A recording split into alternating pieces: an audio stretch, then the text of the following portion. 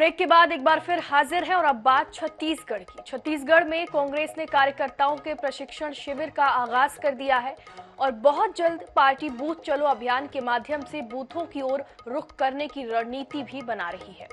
इसे लेकर PCC chief Mohan Markam ने कहा कि हमारे कार्यकर्ता चुनाव में जाने के लिए पूरी तरह से तैयार हैं। हम विरोधियों को भी कमजोर नहीं मानते, इसलिए पूरी गंभीरता से चुनाव लड़ रहे हैं।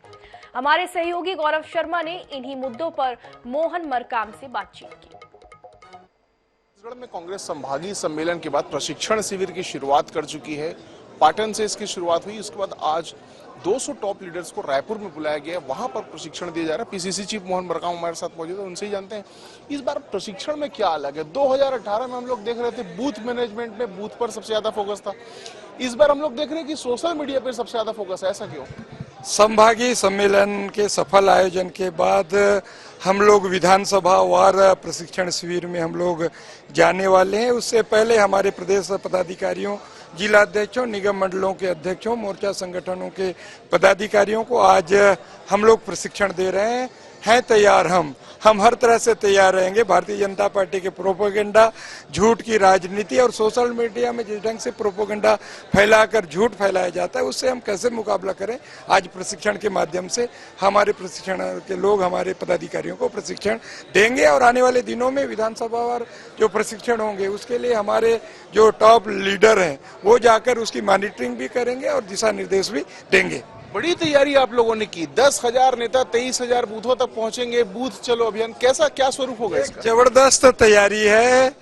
इसी महीना 25 से 30 के बीच लगभग जो कार्यक्रम बन रहा है उसमें 10,000 हमारे नेता हर बूथों में जाएंगे। जो बूथ कमेटियां बनी है उसकी समीक्षा करेंगे, बूथ कमेटियां सही बनी है नहीं बनी है, ताकि आने वाले जो चुनाव में हम बूथों में मजबूती के साथ जाए। बूथ मैनेजमेंट कैसे हो, उन सब चीज़ों का हम लोग प्रशिक्षण के माध्यम से जा रहे हैं। हम लोग काम करने पे विश्वास कर रहे हैं, तो हम लोग हवा हवाई बात नहीं करेंगे। हम तैयारियों के साथ जनता के बीच में जाएंगे ताकि हमारी पूरी टीम, कोर टीम मजबूती के साथ आगे बढ़ सके। जब आप अपनी तैयारियों की बात करते हैं तो विपक्ष का असेसमेंट भी जरूर करते हैं। कांग्रेस की तैयारी और भारतीय जनता पार्टी की तैयारी में क्या देख पा रहे हैं? देखिए, जब चुनाव मैदान में जाते हैं सामने वाले को कभी हम लोग कमजोर नहीं आंकते। हम अपनी तैयारियों के साथ जाते हैं, उसके साथ साथ भारतीय जनता पार्टी क्या कर रही है उसका भी जानकारी हमारे पास होना चाहिए, ताकि हम उनसे हम कैसे मुकाबला कर सके उसकी भी तैयारियां हम लोग कर रहे हैं। कितना आगे पाते हैं आप? नहीं, देखिए, हम लोग जब युद्ध होता है तो युद्ध में हर कोई व्यक्ति जीतने के उद्देश्य के साथ आगे बढ़ता है, तो हमें लगता है हम अपनी तैयारियां में हैं। हमारी सेना तैयार है और हमारे माननीय मुख्यमंत्री जी, मंत्रिमंडल के सदस्य, हमारे विधायक, हमारे संगठन के पदाधिकारी दमदारी के साथ हम आगे बढ़ रहे हैं।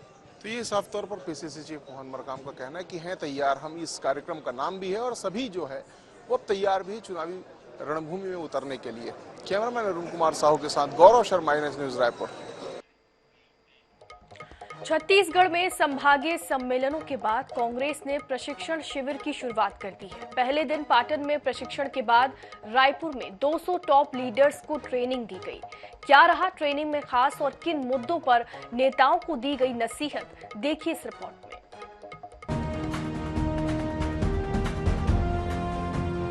2023 के मुकाबले के लिए कांग्रेस कमर कस रही है। पहले तो संभागीय सम्मेलनों के माध्यम से कार्यकर्ताओं को रिचार्ज किया, अब उन कार्यकर्ताओं को ट्रेनिंग देने की शुरुआत कर दी गई है। पाटन के बाद कांग्रेस के 200 टॉप लीडर्स रायपुर में जुटे। यहां मास्टर ट्रेनर्स ने 5 विषयों में ट्रेनिंग दी। Booth management, social media, Congress की रीति नीति और RSS भाजपा के चरित्र को लेकर ट्रेनिंग दी जा रही है। राज्य सरकार के कामों और केंद्र की विफलताओं को भी पावर पॉइंट प्रेजेंटेशन के माध्यम से समझाया जा रहा है। अब जोन और सेक्टर के कार्यकर्ताओं को ट्रेनिंग दी जाएगी। इसके बाद बूथ स्तर पर प्रशिक्षण शिविर शुरू होगा। इस कार्यक्रम की यह खासियत है कि कार्यकर्ताओं के साथ CM भी ट्रेनिंग लेते नजर आए। उन्होंने राज्य सरकार के कामों को जनता के बीच पहुंचाने की नसीहत भी दी।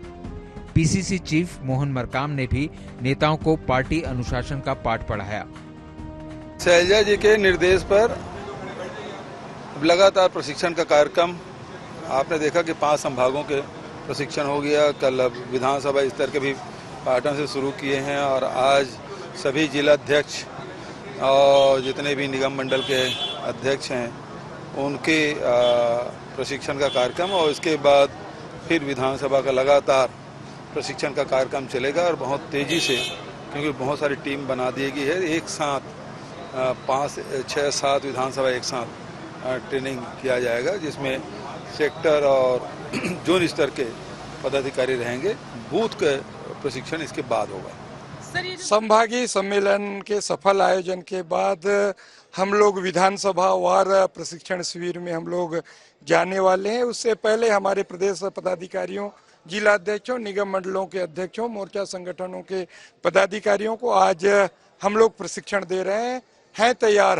हम हर तरह से तैयार रहेंगे। भारतीय जनता पार्टी के प्रोपोगेंडा, झूठ की राजनीति और सोशल मीडिया में जिस ढंग से प्रोपोगेंडा फैलाकर झूठ फैलाया जाता है, उससे हम कैसे मुकाबला करें, आज प्रशिक्षण के माध्यम से हमारे प्रशिक्षण के लोग हमारे पदाधिकारियों को प्रशिक्षण देंगे। और आने वाले दिनों में विधानसभा और जो प्रशिक्षण होंगे उसके लिए हमारे जो टॉप लीडर हैं वो जाकर उसकी मॉनिटरिंग भी करेंगे और दिशा निर्देश भी देंगे।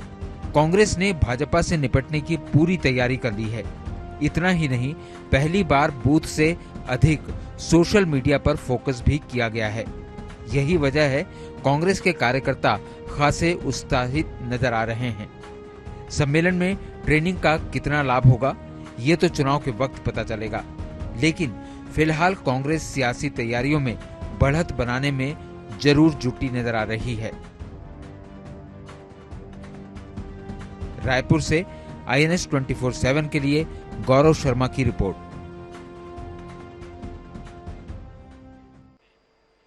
और इधर आदिपुरुष फिल्म को लेकर देश भर में अलग अलग प्रतिक्रियाएं सामने आ रही हैं। फिल्म के पात्रों से लेकर संवाद की आलोचना तो हो ही रही है, लेकिन अब इसे लेकर सियासत भी गर्म है। छत्तीसगढ़ में आदिपुरुष फिल्म को बैन करने को लेकर सीएम ने कहा है कि जनता की मांग आएगी तो इस पर विचार भी किया जाएगा।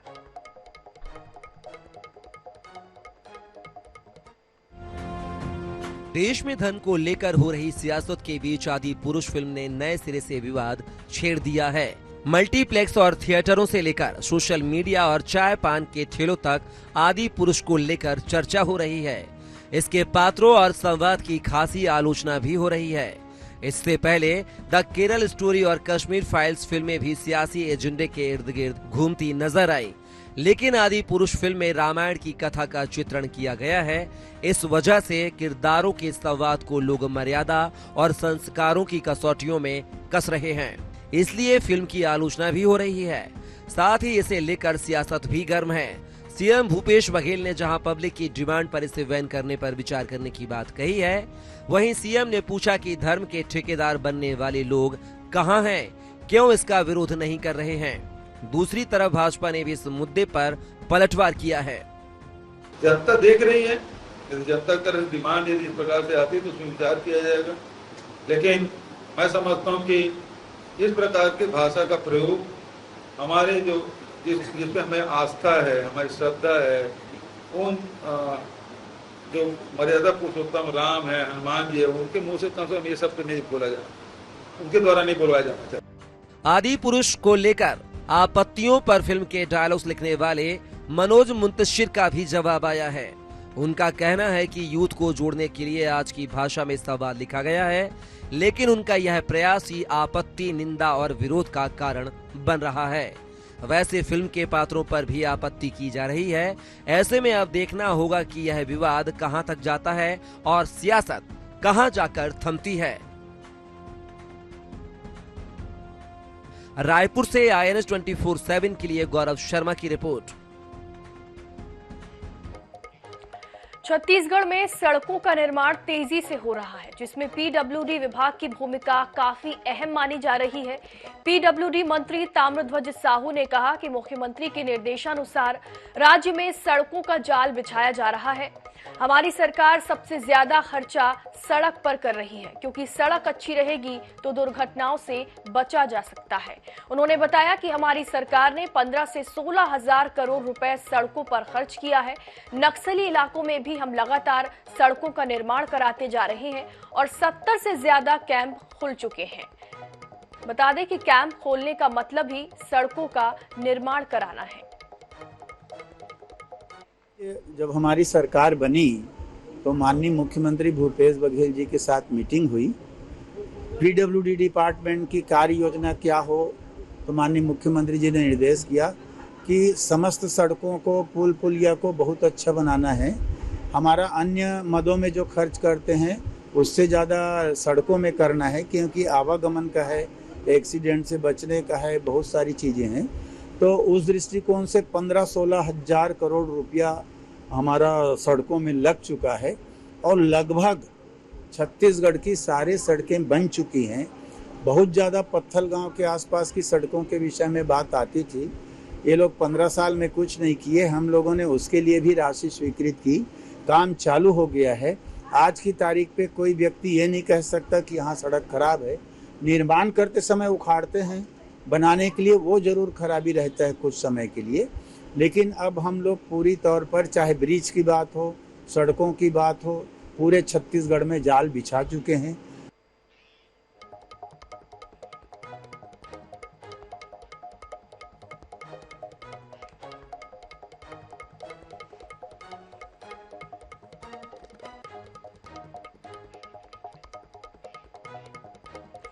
केंद्रीय गृह मंत्री अमित शाह 22 जून को पहली बार दुर्ग जिले के दौरे पर आ रहे हैं, जिसको लेकर बीजेपी की तैयारियां जोरों पर हैं।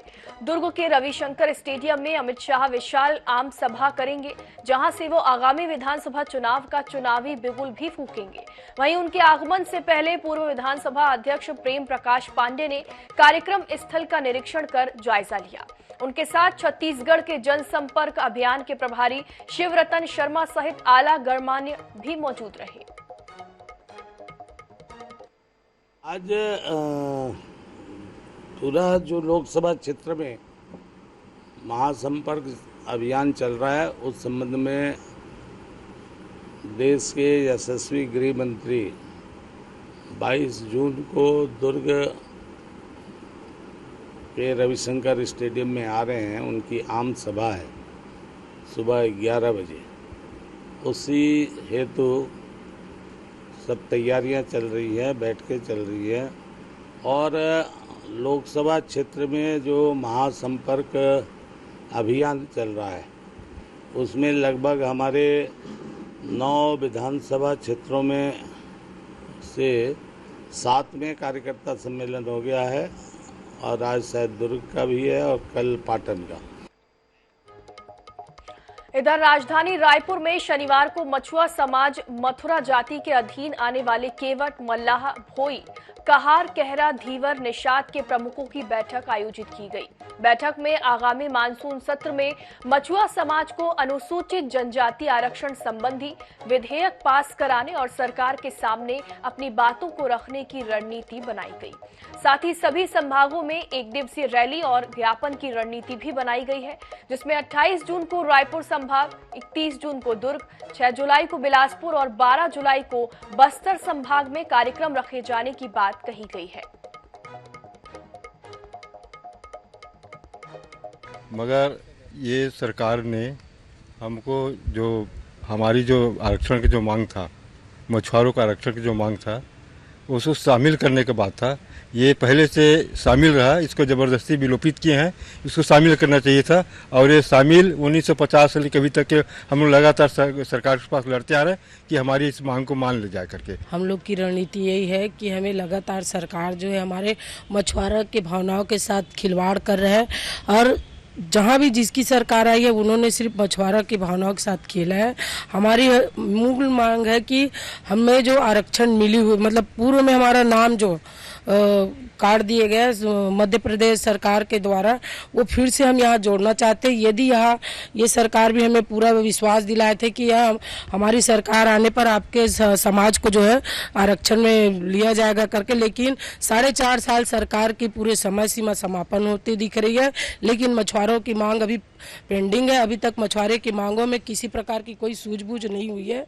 मछुआ आरक्षण को लेके आज हमारी जो बैठक हुई है रायपुर में, जिसमें छत्तीसगढ़ के सभी मछुआ समाज के केवट, मल्ला, ढीमर, भोई समाज के सब लोग एकत्रित हुए थे और हम लोग एक ही मांग है जिसपे हम लोग विगत 70 सालों संघर्ष कर रहे हैं, वो है आदिवासी आरक्षण को लेके।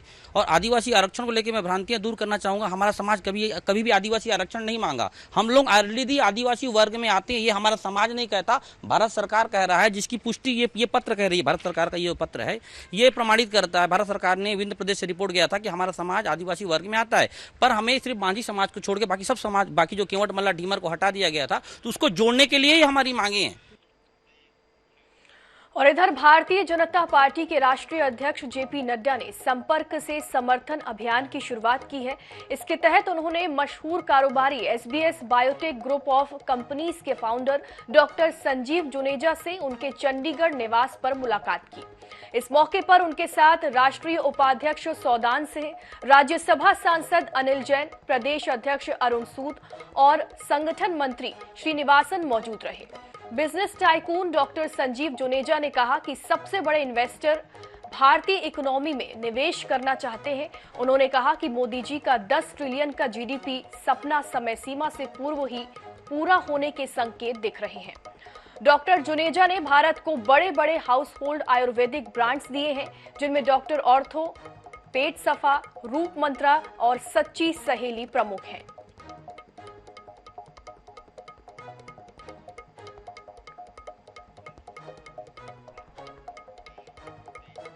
सारंगढ़ जिले का बरमकेला ब्लॉक शिक्षा के क्षेत्र में लगातार नित नई बुलंदियों को छू रहा है। हम बात कर रहे हैं इस ब्लॉक के एक छोटे से गांव खीचरी की। यहां के बेटे कृपा सिंधु पटेल का भारतीय नौसेना में हेलीकॉप्टर पायलट के लिए चयन हुआ है, जिससे गांव में खुशी की लहर है। पायलट चयन के बाद गांव पहुंचने पर कृपा सिंधु का सरपंच, ग्रामीणों और चैम्बर ऑफ कॉमर्स के अध्यक्ष ने भव्य स्वागत किया।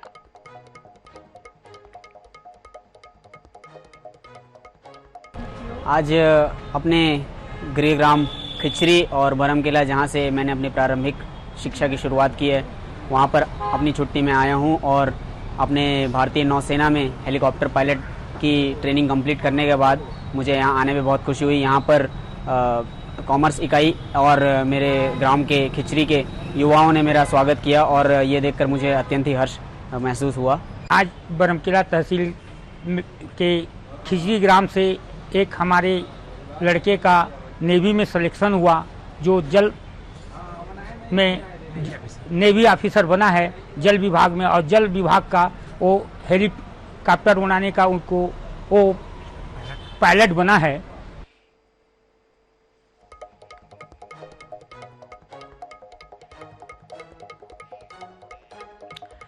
इधर जगदलपुर मेडिकल कॉलेज में डीएमएफटी मद से संविदा में सेवा दे रहे मेडिकल कर्मचारियों की सैलरी बीते 3 महीनों से नहीं दी गई, जिसको लेकर वार्ड बॉय, स्टाफ नर्स और अन्य कर्मचारियों ने शुक्रवार को मेडिकल कॉलेज के डीन से मुलाकात कर सैलरी की मांग की।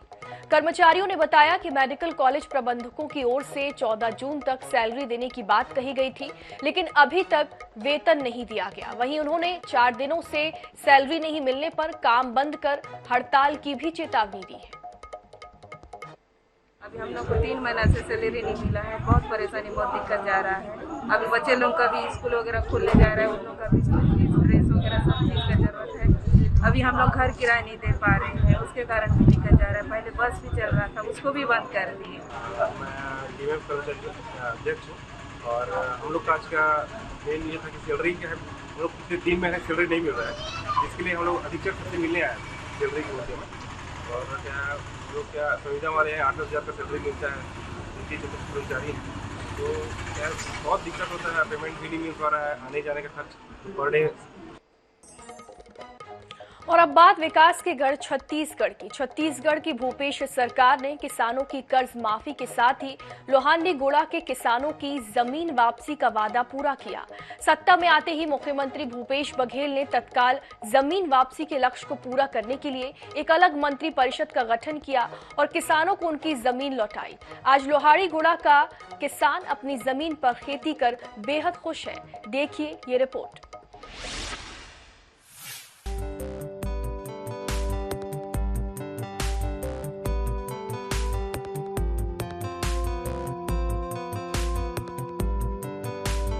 भूपेश सरकार ने बस्तर जिले के लोहांडीगुड़ा क्षेत्र के 1707 भू विस्थापित आदिवासी किसान परिवारों के हित में एक ऐतिहासिक कदम उठाया।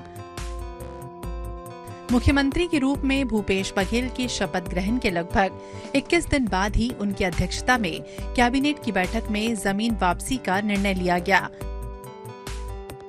भूपेश सरकार ने इन किसानों को उनकी लगभग 4400 एकड़ भूमि वापस कर अपना वादा पूरा किया। लोहांडीगुड़ा में टाटा की जमीन वापसी हमारे छत्तीसगढ़ कांग्रेस की सरकार की माननीय मुख्यमंत्री भूपेश बघेल जी का जमीन वापसी का निर्णय ऐतिहासिक निर्णय है। आज तक भारत देश में कहीं ऐसा किसी भी सरकार ने नहीं किया जो हमारे माननीय मुख्यमंत्री भूपेश बघेल जी की सरकार ने किया है कि हमारे टाटा की कुल जमीन 1764 हेक्टेयर और लगभग 1709 किसानों की जमीन वापसी करने का ऐतिहासिक निर्णय है। और माननीय राहुल गांधी जी के नेतृत्व में हमारी सरकार ने 2019 में फरवरी 2019 में ऐतिहासिक कार्यक्रम कर ग्रामीणों का पट्टा वापस किया गया और हमारे ग्रामीण आज खुशहाली जीवन जी रहे हैं और अपने धान भी बेच पा रहे, लोन भी ले पा रहे और उनको समर्थन मूल्य पे उनके खातों में पैसा आ रहा है। तो इस तरह हमारी कांग्रेस सरकार, छत्तीसगढ़ सरकार की माननीय मुख्यमंत्री भूपेश बघेल जी के नेतृत्व में ये टाटा की जमीन वापसी का बेहतर और बहुत बड़ा निर्णय है। ये जमीन लगभग 1 दशक पहले वहां टाटा के वृहद इस्पात संयंत्र के लिए अधिग्रहित की गई थी। इस पर संबंधित कंपनी द्वारा कोई उद्योग स्थापित नहीं किया गया। किसानों ने बताया है कि जब भूपेश सरकार आई तब हमारी जमीन हमें वापस मिली। जो टाटा के माध्यम से प्रभावित हुआ था हमारा जमीन, आज वर्तमान सरकार के माध्यम से वापस दिया गया है। जो खेती किसानी करने के लिए अभी हमको सहूलत मिल रहा है, इसलिए हम सरकार को धन्यवाद करते हैं। हम लोग का जमीन बिना टाटा से प्रभावित हुआ था। जब हम लोग को जमीन टाटा से प्रभावित हुआ था तो हम लोग बहुत इधर उधर भटके, फिर भी हम लोग को ना जमीन भी वापस हुआ और हम भूपेश बघेल को ना धन्यवाद करना चाहते हैं कि हम लोग का जमीन वापस कर दिया। ये वादा निभाने का जुनून, बेबाक निर्णय लेने की क्षमता, यही तो भूपेश कक्का को दूसरों से अलग करती है और एक विश्वास जगाती है कि भूपेश है तो भरोसा है। Bureau report, INH 24/7।